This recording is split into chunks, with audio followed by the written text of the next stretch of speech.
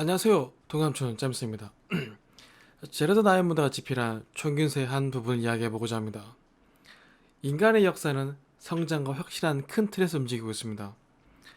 혁신에 성공한 종족은 그 세력을 확장하면서 상대적으로 강한 힘을 가진 종족이 약한 종족을 정하고 지배하는 것이 인간의 역사였습니다. 수렵 찾은 민족은 농경 민족에 그 자리를 내어줬으며 청동기 민족은 철기 민족에 그 자리를 내어줬고 철기 민족은 총을 가진 민족에게 자리를 내어줬습니다. 이유는 어떻게 됐든 결론적으로는 상대적으로 많은 자원을 바탕으로 효율적으로 그 힘을 투사할 수 있는 종족이 상대적으로 약한 종족을 지배하는 것이 인간의 역사였습니다. 그 대표적인 얘기를 들어보자면 모리오족과 마오리족이 있습니다. 두 종족 모두 폴리네시아 선조를 가진 같은 민족이었습니다. 모리오리족은 채텀 제도의 제한된 자원으로 살아가는 방법을 배웠습니다. 전쟁을 포기하고 신생아 중 일부를 거세하여 인구 조절을 하였고, 그리고 그 제한된 환경에서 순응하면서 살았습니다.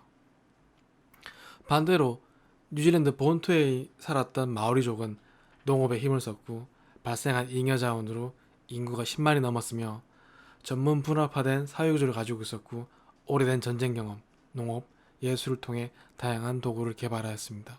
이렇게 한 선조에서 나눠진 두 종족은 서로 다른 길을 걸었고 나눠진 지 500년 후 1835년 다시 만났을 땐 큰 비극이 시작되었습니다.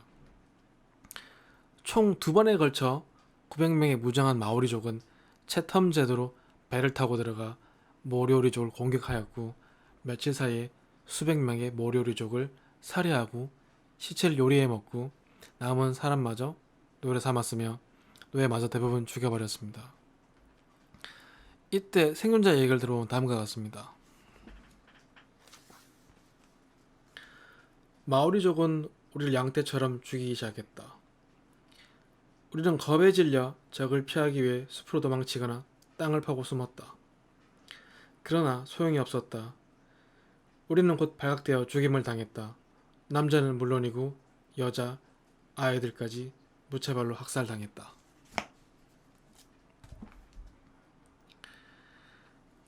모리오리족은 지극히 단순한 무기와 조직이 없는 상태에서 오랜 전쟁 경험, 조직화된 지휘 계통과 개선된 무기를 가지고 있던 마오리족에게 도륙당한 것은 어쩌면 당연한 것지도 모릅니다. 만약에 수적인 우세를 가진 모리오리족이 일사불란하게 싸웠다면 일방적으로 당하는 사륙은 없었을지도 모릅니다. 두 종족의 대립에서 우리가 볼 수 있었던 것은 모리오리족이 환경이라는 제한 요소로 인해서 발전을 못한 이유가 있었지만 역사에서는 그런 이유는 중요하지 않습니다. 역사에서 결론은 아무런 준비 없이 강한 종족을 경쟁적으로 만났을 때는 그 끝은 소멸이라는 것입니다. 그렇다면 이런 현상을 우리 일상에 대해 보면 어떨까요?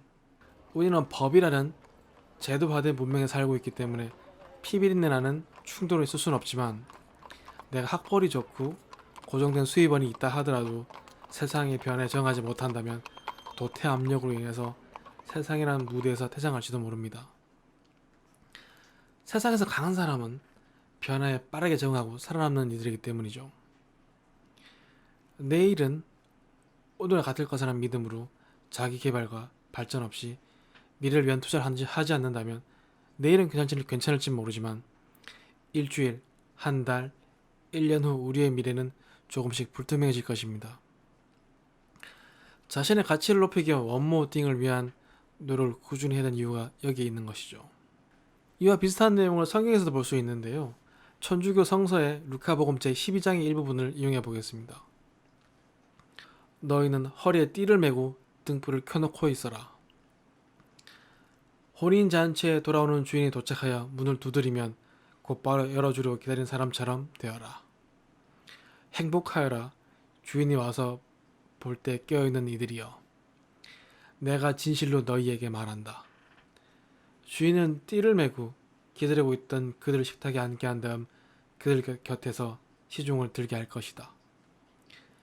이것을 명심하여라. 도둑이 몇 시에 올지 집주인이 알면 자기 집을 뚫고 들어오도록 내버려 두지 않을 것이다. 너희도 준비하고 있어라. 너희가 생각하지 않을 때 사람의 아들이 올 것이다.